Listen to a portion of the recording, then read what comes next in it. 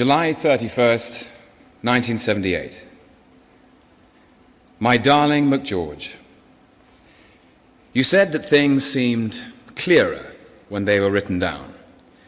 Well, herewith a very boring letter in which I will try to put everything down so that you may read and reread at horror at your folly in getting involved with me. Deep breath. To begin with, I love you with a depth and passion that I have felt for no one else in this life. And if it astonishes you, it astonishes me as well. Not, I hasten to say, because you are not worthy of loving. Far from it.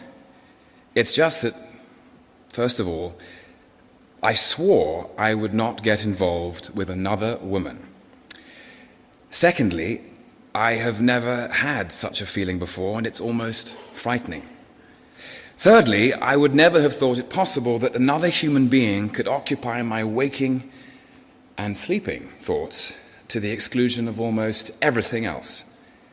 Fourthly, I never thought that even if one was in love, one could get so completely besotted with another person so that a minute away from them felt like 1,000 years. Fifthly, I never hoped, aspired, dreamed that one could find everything one wanted in one person. I was not such an idiot as to believe this was possible. Yet in you, I found everything I want. You are beautiful, gay, giving, gentle, idiotically and deliciously feminine, sexy, wonderfully intelligent, and wonderfully silly as well. I want nothing else in this life than to be with you, to listen and watch you, your beautiful voice, your beauty, to argue with you, to laugh with you, to show you things and share things with you, to explore your magnificent mind, to explore your wonderful body, to help you, protect you, serve you, and bash you on the head when I think you're wrong. Not to put too fine a point on it, I consider I'm the only man outside mythology to have found the crock of gold at the rainbow's end. But having said all that, let us consider things in detail.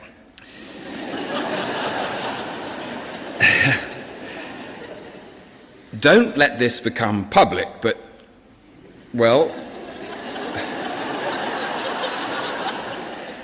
I have one or two faults. Minor ones, I hasten to say. For example, I am inclined to be overbearing. I do it for the best possible motives. All tyrants say that. But I do tend, without thinking, to tread people underfoot. You must tell me when I'm doing it to you, my sweet, because it can be a very bad thing in a marriage. Right. Second blemish. This actually is not so much a blemish of character as a blemish of circumstance. Darling, I want you to be you in your own right, and I will do everything I can to help you in this. But you must take into consideration that I'm also me in my own right, and that I have a head start on you. What I'm trying to say is that you mustn't feel offended if you are sometimes treated simply as my wife. Always remember that what you lose on the swings, you gain on the roundabouts. But I am an established creature in the world, and so on occasions you will have to live in my shadow, and nothing gives me less pleasure than this, but it is a fact of life that has to be faced. Third, and very important and nasty blemish, jealousy. I don't think you know what jealousy is, thank God, in the real sense of the word. I know that you felt jealousy over Lincoln's wife and child, but this is what I call normal jealousy, and this, to my regret, is not what I've got.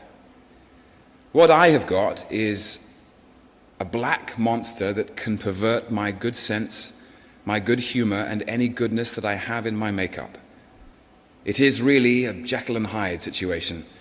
My Hyde is stronger than my good sense and defeats me, hard though I try. As I told you, I've always known that this lurks within me, but I could control it, and my monster slumbered, and nothing happened to awake it. And then I met you, and I felt my monster stir and become half awake when you told me of Lincoln and others you've known, and with your letter, my monster came out of its lair, black, irrational, bigoted, stupid, evil, and malevolent. You will never know how terribly corrosive jealousy is.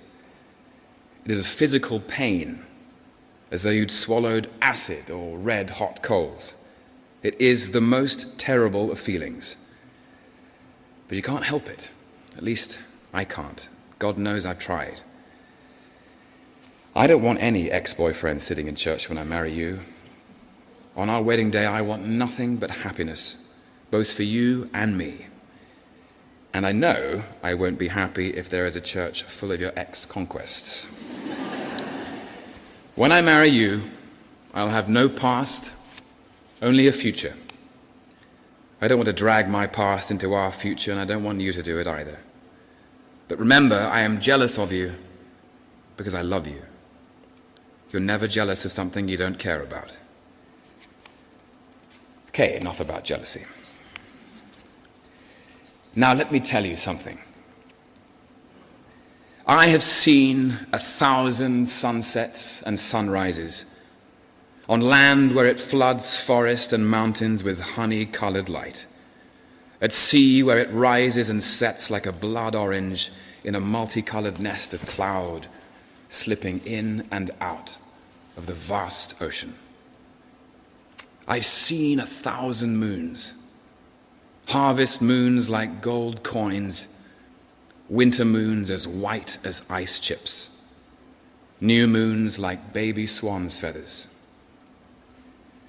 I've seen seas as smooth as if painted, colored like shot silk or blue as a kingfisher, or transparent as glass or black and crumpled with foam, moving ponderously and murderously. I felt winds straight from the South Pole, bleak and wailing like a lost child. Winds as tender and warm as a lover's breath. Winds that carried the astringent smell of salt and the death of seaweeds. Winds that carried the moist, rich smell of a forest floor. The smell of 1,000,000 flowers. Fierce winds that churned and moved like the sea, like yeast. Or winds that made the waters lap at the shore like a kitten. I've known silence. The cold, earthy silence at the bottom of a newly dug well. The implacable, stony silence of a deep cave. The hot, drugged midday silence when everything is hypnotized and stilled into silence by the eye of the sun. The silence when great music ends. I've heard summer cicadas cry so that the sound seems stitched into your bones. I've heard tree frogs in an orchestration as complicated as Bach singing in a forest lit by 1,000,000 emerald fireflies. I've heard the keers calling over the grey glaciers that groan to themselves like old people as they inch their way to the sea. I've heard the hoarse street vendor cries of the mating fur seals as they sang to their sleek, golden wives. The crisp, staccato admonishment of the rattlesnake, the cobweb squeak of the bat, and the belling roar of the red deer knee-deep in purple heather. I've heard wolves baying at a winter's moon, red howlers making the forests vibrate with their roaring cries. I've heard the squeak, purr, and grunt of 100 multicolored reef fishes. I have seen hummingbirds flashing like opals around a tree of scarlet blooms, humming like a top. I've seen flying fish skittering like quicksilver across the blue waves, drawing silver lines on the surface with their tails. I've seen spoonbills flying home to roost like a scarlet banner across the sky. I've seen whales, black as tar, cushioned on a cornflower blue sea, creating a Versailles of fountain with their breath. I've watched butterflies emerge and sit, trembling while the sun irons their wings smooth. I've watched tigers like flames mating in the long grass. I've been dive-bombed by an angry raven, black and glossy as the devil's hoof. I've lain in water warm as milk, soft as silk, while around me played a host of dolphins. I have met 1,000 animals and seen 1,000 wonderful things. All this I did without you. This was my loss. All this I want to do with you. This will be my gain.